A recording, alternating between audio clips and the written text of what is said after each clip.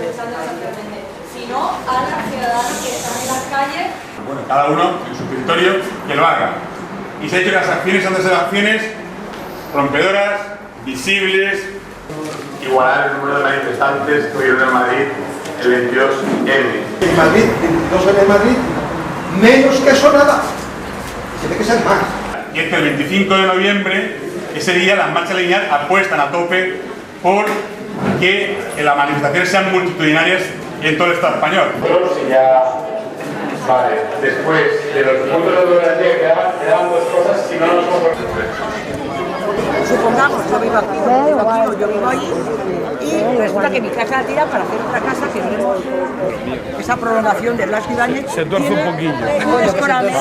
Tiene un giro hacia el norte y entonces coge la zona precisamente mejor conservada, la zona que os he dicho antes, de casas bajitas, porque el edificio estaba en mirarlo arriba y mirarlo abajo. Es decir, al día siguiente eso no valía 604 millones, sino valía 604.000 millones de pesetas.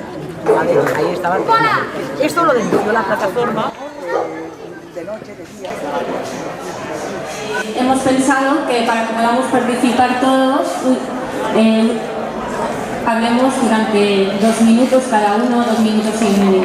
Y por eso están aquí también las flotillas de la libertad, para demostrar esa solidaridad con la lucha del pueblo palestino, con la lucha por una Palestina libre. Palestina libre, Palestina vencerá. Gracias. Que se haya ido el Borbón, que haya sido sustituido por su hijo, también es un síntoma. Y sobre todo, que los pueblos se hayan levantado y hayan dicho hasta aquí.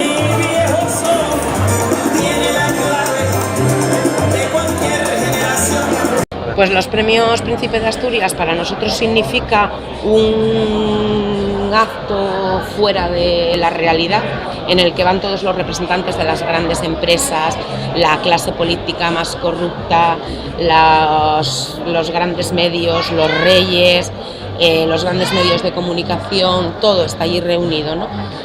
Pues desde las marchas de la dignidad estatal se apoya esa concentración, compañeros de todos los territorios van a venir en autobuses, de momento tenemos confirmados 27 autobuses y vamos a hacer toda una semana de lucha.